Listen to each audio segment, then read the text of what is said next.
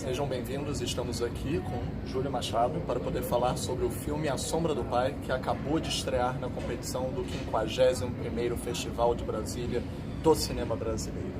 E é um privilégio podermos ver um filme de uma cineasta incrível como a Gabi. A Gabriela já lançou um filme no circuito comercial esse ano, que é o Animal Cordial. E estamos agora com o seu segundo filme de longa-metragem, com uma carreira extensa em curtas-metragens, com uma carreira extensa em roteiro cinematográfico para outros cineastas em longas. E o Júlio conseguiu uma proeza. E essa é a primeira pergunta. Júlio estreia nesse longa de terror, de horror psicológico. Eu acho que você nunca antes havia feito terror assumido. Nunca, eu cheguei perto disso, no Trabalhar Cansa, da Juliana e do Marco Dutra, mas numa participação muito rápida. Enfim, agora de fato pude me aproximar com mais intensidade da proposta. E eu pergunto sobre essa proposta justamente porque um estigma que a gente tem do cinema de terror, que seria, vamos dizer, menos na seara de gêneros, quando na verdade o terror está embrenhado em todos os gêneros. Abrir o jornal hoje em dia é terror. Como foi trabalhar essa realidade através desse ângulo? Eu não sou aquela pessoa íntima dos gêneros, do terror especificamente, e acho que a gente entendeu no começo do processo que isso era até bom, porque não seria interessante que eu tivesse um distanciamento, uma observação, uma análise sobre o que a gente estava fazendo. Era interessante que eu me mantivesse nessa ignorância, digamos, conceitual, para que buscasse encontrar os estados daquele ser, daquela pessoa que a gente estava tentando retratar.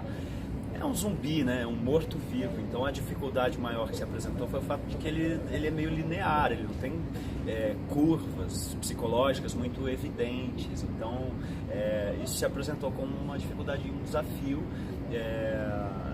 E a abordagem foi como qualquer outra abordagem, de que tem que se fazer um voto de confiança para o que o diretor está propondo e uma entrega da sua total disponibilidade para as propostas que forem pintando, né? O ator nunca tem domínio sobre o que está sendo filmado, sobre como isso vai ser montado.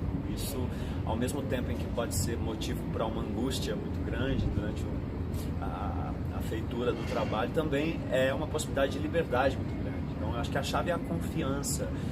Então é isso, não me debrucei especificamente sobre a consciência de estar fazendo um filme de gênero. Isso foi muito libertador. Tanto que assisti o filme ontem pela primeira vez depois de 2 anos de ter filmado, foi uma experiência um pouco traumática, chocante, pavorosa, tudo aquilo que o cinema de gênero procura, né, estabelecer como experiência estética do espectador. Foi uma experiência interessante, assim.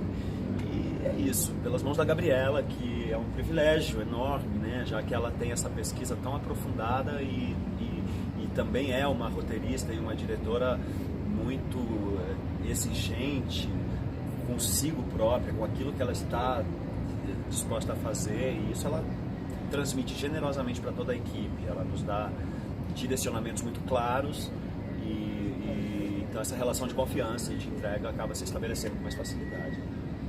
Uma coisa interessante você falar isso é que, como nós falamos, né, essa questão da fábula e a questão do zumbi. O filme é um drama sobre perda, mas ele consegue se passar através da linguagem de gênero. Sim. Então, uma pergunta, as pessoas talvez pensem, como é interpretar um zumbi, né? E não. Ele, na verdade, traz todas as questões sociais, sociológicas para o personagem. Se tornar um zumbi você tá no dia a dia, cansado, injustiçado. Como foi ter essas nuances de rosto que não precisam daquele clichê, mas podem buscar a nossa brasilidade do personagem? Pois é, acho que a maior gratidão que eu tenho por esse processo, o maior prazer que eu senti ao fazer esse processo foi justamente encontrar nele a oportunidade de me refletir como pessoa, como cidadão. E justamente porque é isso, não há distância entre um zumbi imagético, cinematográfico, imaginado e um cidadão de 2018 em qualquer lugar do mundo. Então essa investigação sobre que aspectos do meu estado emocional ou do meu posicionamento de mundo poderiam ser explorados para emprestar, digamos, para esse personagem, esse exercício, essa brincadeira foi o que de mais prazeroso eu encontrei no processo, porque estamos todos sujeitos a esse estado de morto-vivo, de morto em vida, já que o que reina ou o que nos define normalmente, socialmente, é aquilo que possuímos e não aquilo que sentimos. Então é justamente esse conflito, esse pai que não consegue estabelecer um vínculo com essa filha, o que está em jogo, né? Como através do trabalho massacrante e da repetição daquele cotidiano, esse homem vai perdendo a sua capacidade subjetiva de respirar uma existência no instante presente, assim. Isso é facilmente encontrado em cada um de nós, né? Então foi muito fascinante descobrir que não havia distância entre a nossa vida concreta, real, do nosso dia a dia no Brasil, né? Também pensar o gênero na perspectiva do cinema brasileiro, né? Também é muito curioso, tal. Entender que não tem distância, que está tudo ali, que tudo faz parte da mesma massa humana, das mesmas possibilidades. Foi fascinante e acho que o resultado está aí. Eu vou levar um tempo para processar, vou ter que ver o filme mais umas 5 vezes para conseguir gozar da experiência como espectador, mas acho que fomos felizes assim, fazendo, e o resultado está aí para ser dividido agora, compartilhado. Quem sabe gerar uma reflexão a respeito justamente dessa condição a que estamos sujeitos, né? O tempo passa muito rápido, então é importante estarmos atentos e através do cinema refletir sobre isso. Enfim, é uma possibilidade, né? A gente pensar sobre o quão zumbi a gente tem se tornado, né? Depende de cada um de nós fazer as rupturas desse movimento cíclico repetitivo que o trabalho muitas vezes nos coloca. Encontrar respiros, pequenos encontros, valorizar os encontros. E estamos falando isso logo aqui em Brasília, né? Logo aqui em Brasília, pois é. Onde ocorrem as revoluções e os direitos sociais são discutidos, né? Exatamente, onde deveria, né, acontecer. Deveria. Enfim, a evolução, né, do nosso caráter social, nossa sociedade. Acho muito simbólico, muito significativo, faz muito sentido A Sombra do Pai aparecer em Brasília nesse momento, há poucos dias. A Sombra do Pai, da nação. A Sombra do Pai, numa nação sob penumbra, né? Enfim. Júlio, continuando nessa mesma esteira que você está colocando, que eu achei super interessante, fiquei me perguntando também como foi trabalhar com uma criança, e nesse sentido também do homem, né, adulto, que vai virando zumbi, e aí aquela criança, uma menina, que representa uma renovação, uma esperança de alguma possibilidade no futuro. Como foi essa conjugação, né, de trabalhar com uma criança, uma menina tão interessantíssima, né, que está atuando belamente no filme, mas além disso esse contraste também de um homem adulto que está em estado de decomposição, deterioração, uma criança, uma menina que está ali naquela pulsão de vida, numa esperança de uma renovação de alguma forma dessa realidade que a gente está vivendo. E eu acrescentaria ainda o próprio trabalho do ator como metalinguagem ali, porque tudo que um ator deseja é conseguir ser uma criança, é conseguir lidar com qualquer processo com a ingenuidade de uma criança, conseguir brincar, jogar com aquelas situações sem a carga que já contamina o nosso DNA, a carga de reflexão, a carga de crítica. Então, não só no encontro desse adulto com essa criança, eu pude ter essa oportunidade de investigar isso, como também nessa relação do ator, né? Então foi muito rico, como a gente aprendeu com a Nina, sabe?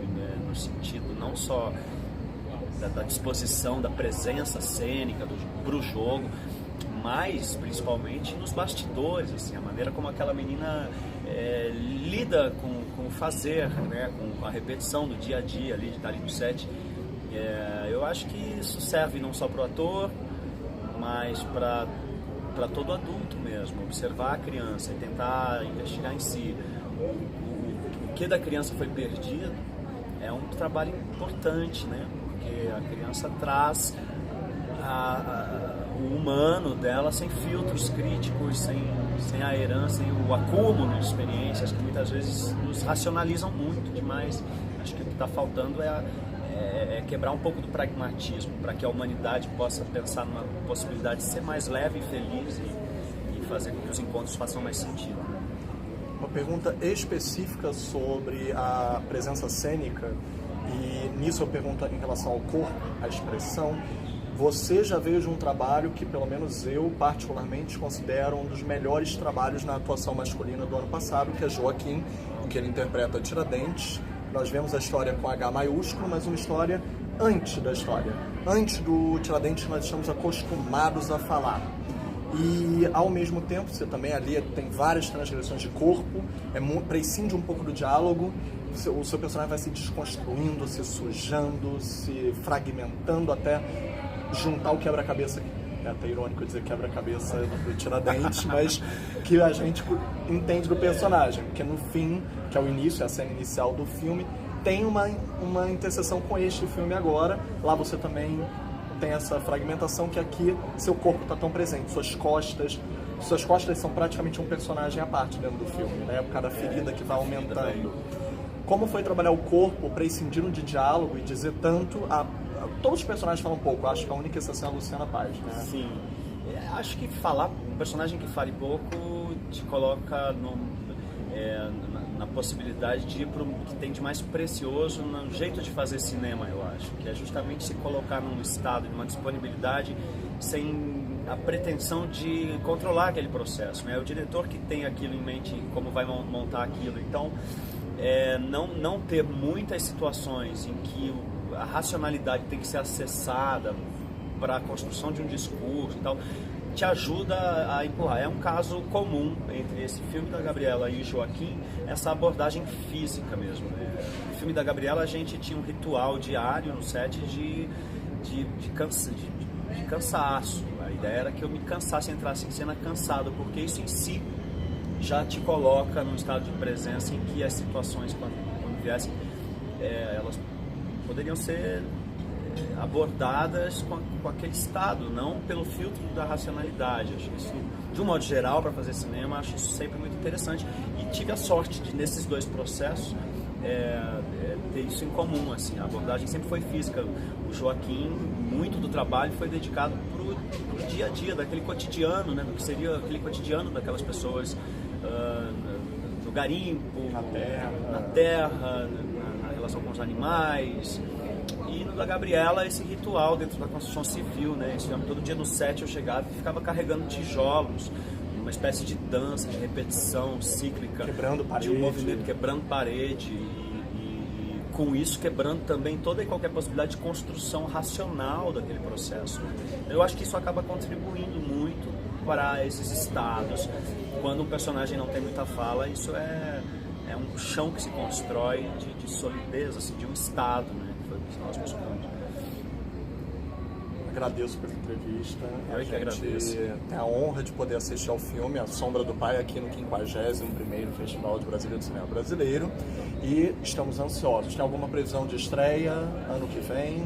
Não sabemos ainda, eu realmente não sei, mas ano que vem acho que está dentro de um prazo interessante, porque esse tipo de cinema ele tem que percorrer os festivais, né, que são os espaços que valorizam isso, para que os debates acerca do filme impulsionem esse lançamento. Então torcemos para que hajam esses festivais e esses debates e que o lançamento possa alcançar o maior número de pessoas, né, com esse propósito. Fomentar a cultura. Exatamente. Obrigado. Eu que agradeço.